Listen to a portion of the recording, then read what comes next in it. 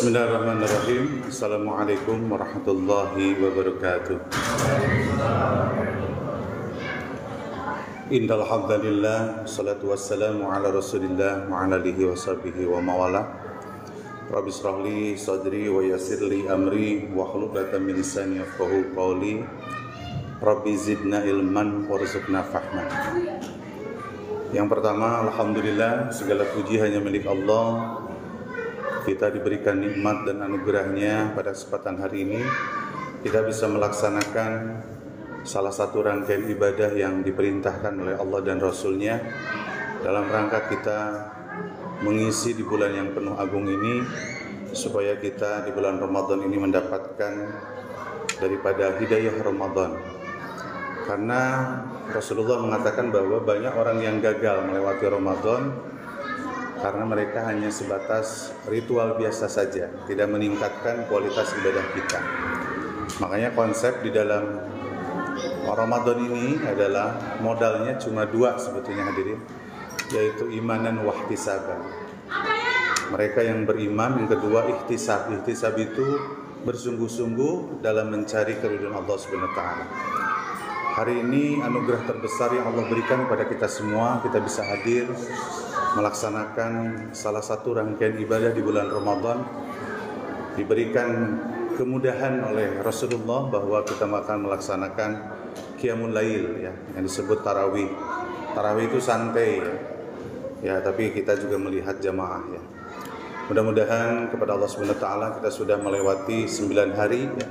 Melewati Ramadan ini, mudah-mudahan Allah menyampaikan di bulan Ramadan sampai nanti kita pada tanggal 1 Syawal yang disebut Idul Fitri, kembali kepada fitrahnya. Siapa mereka yang mendapatkan fitrah itu? Fitri itu adalah mereka yang berhasil melewati Ramadan. Cirinya orang-orang yang mendapatkan Ramadan itu adalah kal yauma waladatuhu, yang pertama. Bonusnya seperti bayi. Jadi tanggal 1 itu hadirin seperti bayi, terhapus dosa kita. Dan anugerah terbesar yang Allah berikan kepada kita semua itu adalah ketika seseorang diberikan ampunan oleh Allah Subhanahu wa taala. Jadi begini logikanya, ketika ada seorang diberikan ampunan, lalu ada seorang diberikan materi secara duniawi, mobil mewah gitu ya. Itu tidak ada apa-apanya mobil mewah itu dibandingkan ketika seseorang diberikan ampunan dari Allah Subhanahu wa taala. Anugerah yang luar biasa dan rizki terbesar itu adalah kita mendapatkan ampunan dari Allah Subhanahu wa taala. Mudah-mudahan kita berdoa, kita diberikan kekuatan oleh Allah Subhanahu wa taala, ya, 21 hari atau 20 hari lagi, tergantung nanti tanggal 1 Syawalnya. Mudah-mudahan kita berhasil melewati Ramadan dengan betul-betul Allah berikan hidayah Ramadan, dan kita berhasil salah satunya mendapatkan maghfirah dari Allah Subhanahu wa taala. Amin ya rabbal alamin. Salawat dan salam semoga tercurahkan pada junjungan kita Nabiullah, Nabi besar baginda Sayyidina Muhammad sallallahu alaihi wasallam, pada keluarganya, pada para sahabat, dan semoga hari ini kita diberikan kekuatan hidayah istiqomah. Jadi kalau kita bersalawat kepada baginda Rasul itu secara esensi kepada diri kita, bahwa kita hidup ini manhajnya, pedoman hidupnya, qudwahnya, contohnya, uswahnya, semua bersumber kepada baginda kita Rasulullah SAW. Makanya kesempatan hari ini semoga kita selalu senantiasa patuh dan taat kepada baginda kita. Wa may yuti' Rasul faqad ata Allah. Kata Allah, ketika seseorang taat kepada Allah, kepada Rasul, maka sebenarnya kita sudah taat kepada Allah Subhanahu wa taala. Allahumma salli wa sallim wa barik ala Rasulillah Muhammadin sallallahu alaihi wasallam wa ala alihi wa barik wasallim. Baik hadirin berbahagia, pada kesempatan hari ini mari kita dengarkan apa yang disampaikan oleh Allah kepada kita semua. Pesan ini luar biasa. Ketika Allah menyampaikan perintah saum di dalam surat kedua, surat Al-Baqarah, di ayat 183, 184, 185, bahkan sampai 187 Allah memerintahkan terkait Ramadan ini, ya. Tapi di satu sisi kalimat pertama di dalam Al-Quran itu ujungnya itu la'alakum tattaqun, bahwa semua ibadah yang kita lakukan menuju pada satu kemuliaan di mata Allah Subhanahu wa taala menjadi hamba yang bertakwa. Di dunia ini sebetulnya Allah melihat kepada seseorang itu tidak dalam bentuk secara fisik, harta. Yang dilihat oleh Allah Subhanahu wa taala adalah nilai ketakwaannya. Makanya di dalam surat Al-Hujurat itu Allah menyampaikan apa? Inna akramakum indallahi atqakum. Sesungguhnya kemuliaan seseorang itu hadirin dilihat dari nilai ketakwaannya, bagaimana dirinya selalu berserah diri, patuh dan taat kepada perintahnya dari Allah dan Rasul-Nya. Nah, pada kesempatan hari ini kita akan coba banyak sekali indikator. Di dalam Al-Quran itu ada indikator orang-orang yang bertakwa. Banyak sekali sebetulnya. Tapi prinsipnya setiap ibadah yang kita lakukan, apapun bentuk perintah dari Allah dan Rasul-Nya, itu menghadirkan pada diri kita menjadi orang-orang yang bertakwa. Dan inilah menjadi target kita di Ramadan ini. Ramadan itu hadirin lengkap semua ibadah yang bisa kita lakukan di bulan Ramadan. Makanya sangat celaka dan rugi sebetulnya ketika seseorang tidak menyempatkan diri di bulan Ramadan ini menjadi momentum yang indah untuk kita meraih yang disebut derajat takwa. Ada beberapa di dalam Al-Quran itu indikator yang sangat indah sekali Allah menyampaikan kepada kita semua. Itu tercantum di dalam surat Ali Imran, surat ketiga, ayat 133, ayat 134. Allah menyampaikan di situ bagaimana janjinya Allah ketika seseorang yang bertakwa itu. Lalu Allah ceritakan siapa orang yang bertakwa itu. Dan indikator itu dilatih di bulan Ramadan ini, hadirin berbahagia.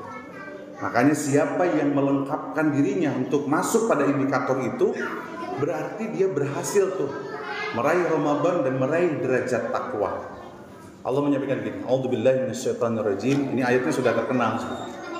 Wasari'u ila magfiratin min rabbikum wa jannatin ardhuhas samawati wal ardh uiddat lil muttaqin, kata Allah. Jadi memang ciri orang bertakwa itu bersegera dalam ampunan. Dia lidahnya basah di bulan Ramadan ini dengan bertaubat kepada Allah, dengan cara kita membacakan istighfar. Jadi sering-seringlah di Ramadan ini, jangan sampai kita lupa. Makanya doanya di bulan Ramadan itu dari tanggal 1 sampai berakhirnya Ramadan itu jangan sampai lepaskan doa yang diajarkan oleh baginda Rasulullah SAW. Apa redaksinya? Allahumma innaka afum tuhibbul afwa fa'fu anni. Di redaksi yang lain hadisnya melengkapi di At-Tirmidzi, Allahumma innaka afum karim, pakai karim. Jadi pakai karim boleh, karena hadisnya ada redaksinya. Tuhibbul afwa fa'fu anni atau fa'fu anna kalau berjamaah. Itu kan afu ketika bicara masalah kalimat aja. Ketika seseorang meminta dengan kalimat afu ya, dalam bahasa Arab itu saking minta kepada Allah itu, ya Allah hapuskan dosa itu dengan betul-betul tidak ada jejak.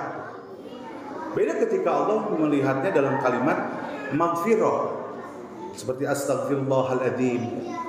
Tapi pada prinsipnya Ramadan ini adalah momentum kita untuk bertaubat kepada Allah SWT. Jadi indikator yang pertama itu orang bertakwa itu pasti basah lidahnya dengan bertaubat, dengan mengucapkan kalimat doa-doa meminta ampun kepada Allah SWT. Maka jangan pernah sia-siakan hadirin yang berbahagia. Ini menasihati saya pribadi. Setiap saat di bulan Ramadan itu ini menjadi zikir mutlak. Zikir mutlak itu bisa kita bacakan di setiap saat, kecuali tempatnya nggak boleh. Ya kalau kita di toilet nggak boleh ya kita mengucapkan kalimat itu, tapi markas masuknya kita berdoa. Nah jadi yang pertama indikator di 133 itu Allah menyampaikan bahwa orang bertakwa itu bersegera, ya, termasuk ketika seseorang itu bersegera dalam kebaikan. Yang kedua indikatornya itu Allah menyampaikan ketika bicara uiddat lil muttaqin, jadi bahwa janji surganya Allah itu adalah bagi orang yang bertakwa. Allah ceritakan indikator yang keduanya itu adalah mereka siapa orang bertakwa itu? Alladzina yunfikuna fis sarra wad dharra. Nah, yang pertama itu mereka yang menginfakkan sebagian hartanya dalam keadaan lapang atau dalam keadaan sempit.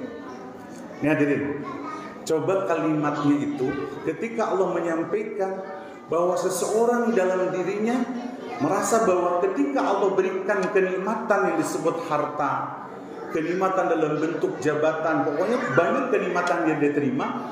Dia tahu bahwa apa yang dia terimanya untuk dibagikan kepada orang lain. Tapi kalimat itu bisarai wa darra, dalam keadaan sempit, dalam keadaan luas, lapang, atau dalam keadaan kaya dan miskin. Jadi perintah berbagi itu bukan hanya untuk perintah kepada orang yang kaya aja. Tapi Allah perintahkan bahwa indikator orang bertakwa itu dia senantiasa berbagi. Makanya Ramadan ini ketika Rasulullah mengatakan dalam khutbahnya di bulan Sya'ban, itu pernah saya bacakan di sini di kajian, bahwa Ramadan itu adalah syahrul muwasi, bulan melatih kita untuk menjadi orang dermawan. Makanya hadirin, saya pernah menyampaikan, kalau kita mau lihat Ramadan itu, maka di bulan Syawal start kita harus memprogramkan bahwa nanti di bulan Ramadan kita siapkan untuk berbagi kepada orang yang membutuhkan. Ini luar biasa. Jadikan program di rumah kita. Jadi seorang suami itu ke istrinya, Bu, ayo Ramadan nanti tahun depan kita siapkan uang 20 juta 30 juta. Jangan kecil-kecil. Karena apa? Karena disitulah tempat di bulan Ramadan kita bagaimana berbagi kepada orang yang membutuhkan. Surat Az-Zariyat, surat Al-Ma'arij itu menyatakan walladzina fi amwalihim haqqum ma'lum. Kata Allah teh, wahai orang-orang yang bertakwa itu, bahwa dalam hartamu ada hak orang lain. Itu kan cuma titipan, hadirin. Apa yang kita terima harus dikasih kembali. Makanya terima kasih lagi ke orang lain. Nah, kalimat ini hadirin, Allah menyampaikan di dalam Al-Quran itu tidak hanya sebagian orang, tidak harus orang kaya saja berbagi.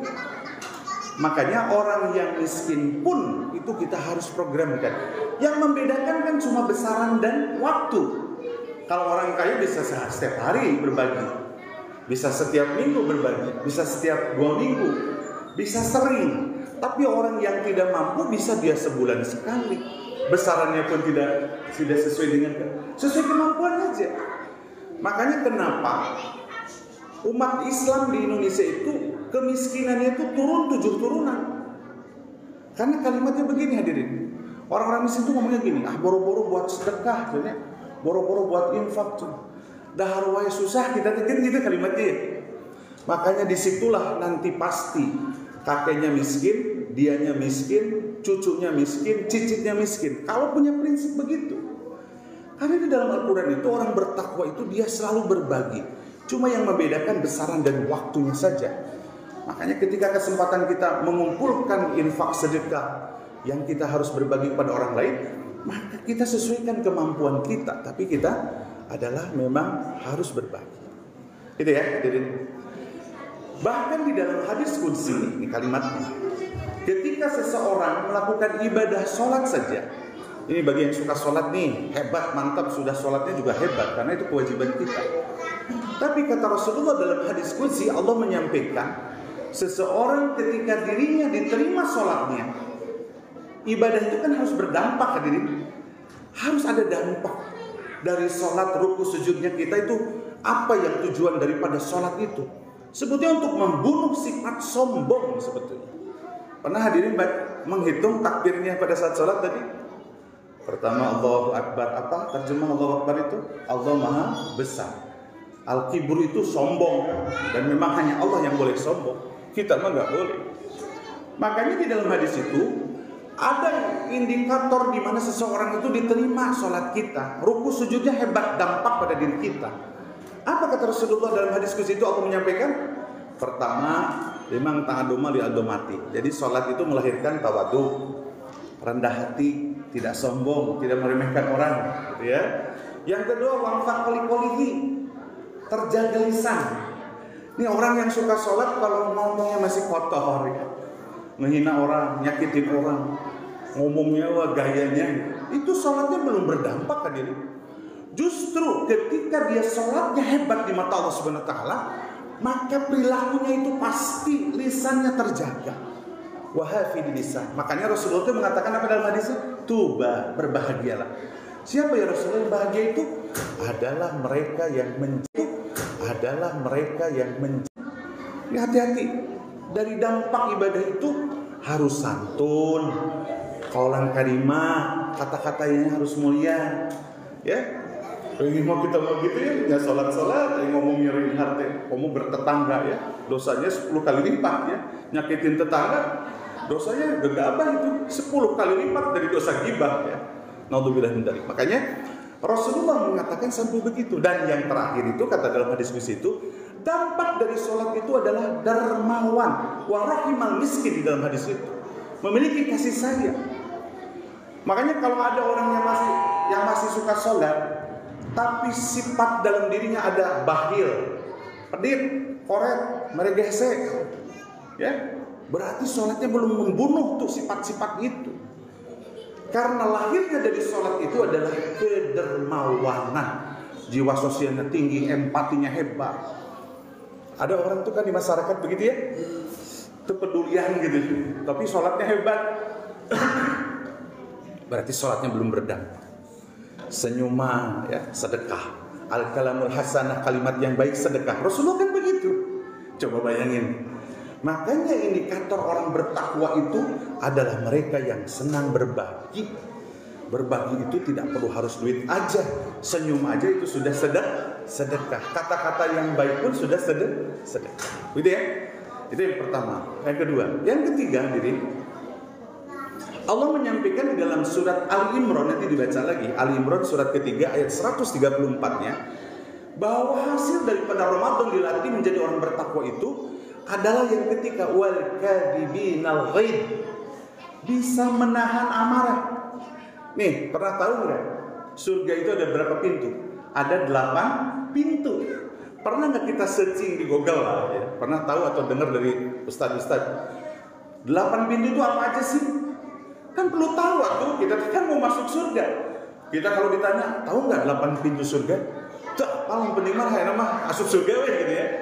Nah, salah satu di 8 pintu itu ada pintu wal kadibinal ghaid wal afina anin nas. Rasulullah sampai menspesialisasikan ada satu pintu bagi siapa orang itu? Yang mereka yang bisa menahan hawa amarahnya. Nah, di puasa ini dilatih ya. Puasa ini kita dilatih untuk mengendalikan diri. Nah, orang bertakwa itu pasti dia tidak akan pernah emosi, marah. Nah, ini harus hilang dalam diri kita. Makanya Rasulullah apa? Kalimat dalam hadis itu, la taghdab, 3 kali ya, la taghdab, 2 kali, la taghdab. Janganlah kau marah, janganlah kau marah, jangan kau marah. Walakal jannah, kamu akan masuk surga, bahagia. Makanya orang yang bisa mengendalikan diri itu akan dihadirkan oleh Allah itu apa? Bahagia. Hadirin, bahagia tidak perlu harus punya mobil, punya rumah luas dan seterusnya. Ternyata Allah dan Rasulnya mengatakan ketika seseorang bisa mengendalikan hawa nafsunya, hawa amarahnya, itu akan membuat kita menjadi bahagia. Betul ya?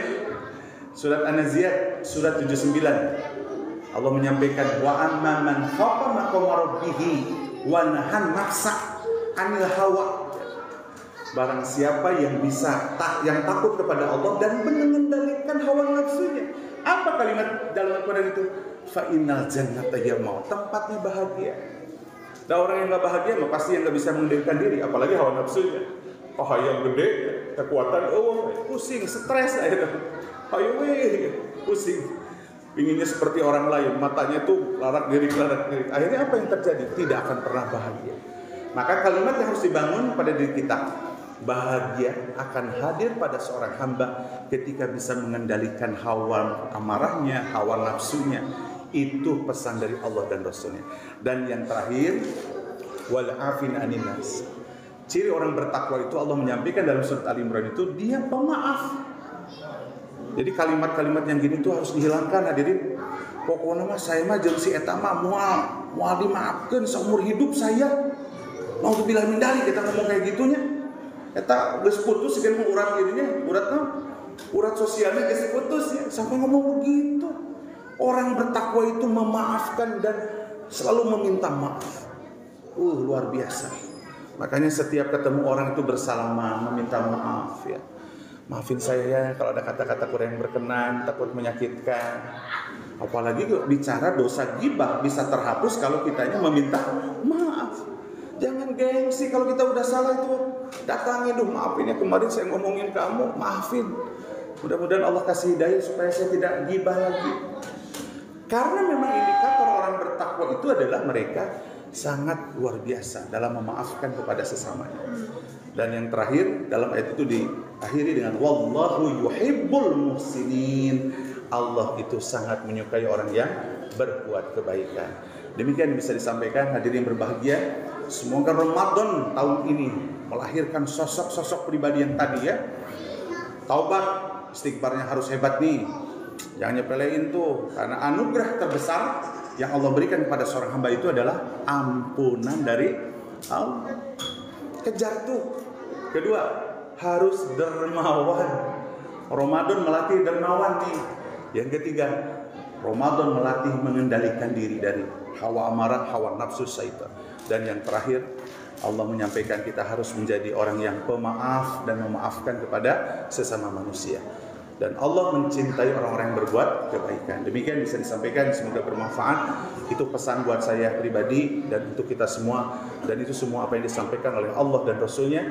Kita sampaikan apa kepada Allah dan Rasulnya hadirin? Apa kalimatnya?